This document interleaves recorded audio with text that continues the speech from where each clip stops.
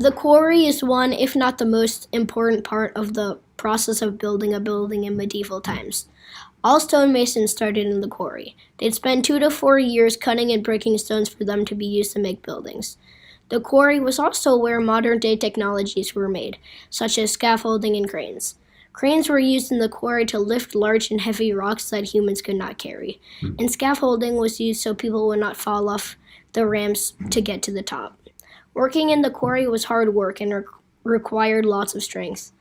But if you were successful in the quarry, you could get a job of building with the stone. Metal stakes were put into the rock, then they would hammer the stakes until the rock split in half. From there, they cut the halves into smaller pieces. From there, they would chisel them until they were squares with no rough edges. Mortar is very important. It is what holds the whole castle together. Different types of mortar do different jobs. The majority of the water on a medieval castle site is used for mortar. Mortar is usually made with lime, sand, and water. When limestone is first quarried, it is not ready to be made into mortar. You have to burn it. Burning limestone releases a gas called carbon monoxide. Carbon monoxide can paralyze you by getting into your blood flow. The amounts of lime, sand, and water added affects the type of mortar. The more sand you add, the more weight the mortar could support. The more water you add, the less weight the mortar could support. Usually, when making mortar, you put a mixture of crushed limestone and sand on the floor, and as you put water on the mortar, you mixed it around with a tool.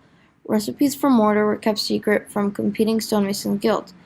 The only people knew how to make their guild-specific mortar was the master and apprentice. Stonemasons are very important for medieval towns. They were a key part in building cathedrals, castles, barracks, stores, houses, and walls. They started off as a rough stonemason, and they had to be employed by someone on a building site.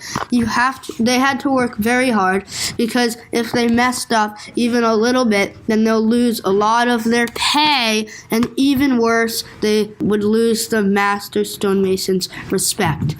Stonemasons carved stones into shapes. For example, in a cathedral, they would carve patterns in the stone wall. They also carved huge stones into small pieces that they could build with. And they put together buildings in a building site, like a wall. The Stonemason Lodge is a tavern for stonemason guilds. Stonemasons relax there and talk about stonemason work.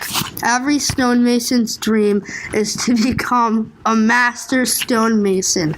They will work on an important cathedral, and people will remember them as respected stonemasons.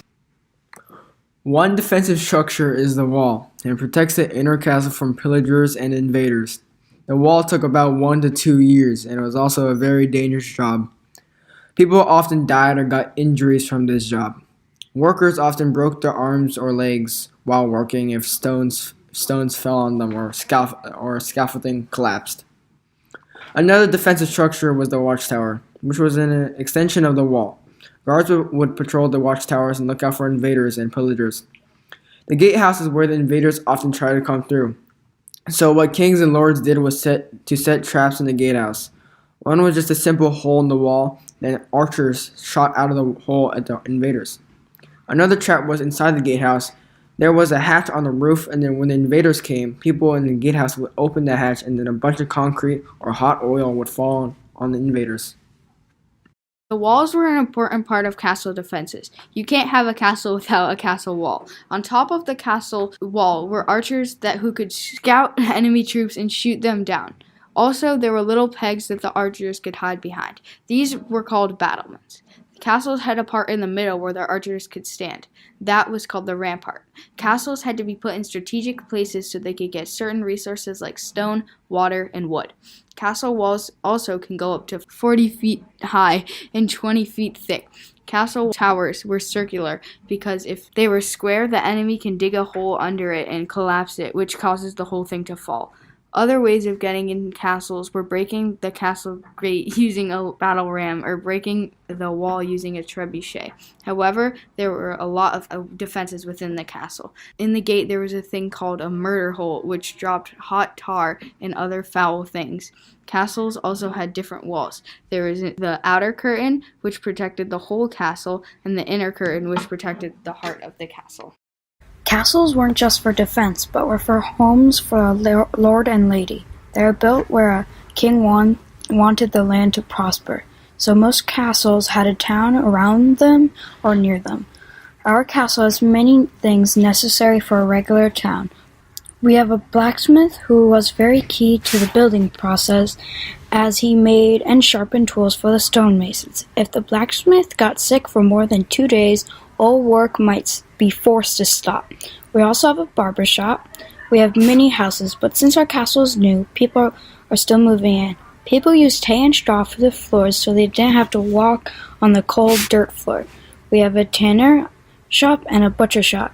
These two worked together as the butcher sold the animal to skins to the tanner so he can use it. We also have a baker and a church.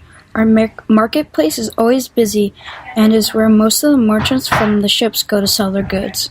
We have a great church and our priest is loved by all. But the best part of our town is where the tavern is, where the musicians play and others come to listen, drink, eat, and share the news of the new town. Mosques are very important in the Islamic culture. Mosques are Islam's place of worship. Islam is a monotheistic culture, and the one God that they worship is Allah. In mosques, there are usually schools where the children learn about God and how to worship Him. Here is where they read the Quran, or the Book of Allah. In mosques, they usually make tombs in the building. These burials are usually for people that were important to the mosque. The main prophet in Islam was Muhammad. There are a lot of differences between Christian churches and Islamic mosques. One is the design of the interior. If you were to walk into a church, you would find pictures and sculptures of people. If you were to walk into a mosque, though, you would find geometric patterns and shapes. This is because Islam believes that they didn't want you to pray to the pictures and sculptures that featured people. They wanted you to pray to God. Also, the tiling wouldn't be completely symmetrical because they wanted to show that they weren't perfect, but that God was. Another one is you wouldn't find any seats in a mosque because they don't pray sitting down. The Salat times is the way that they pray, 5 times a day, and it was taught from Allah to Muhammad. Everyone gathers into the open courtyard in the mosque, and they speak from the words of the prayer. Depending on the words, they do motions that they have memorized. The minaret is another important feature of the mosque. It is the tower from which they call the prayer to be made.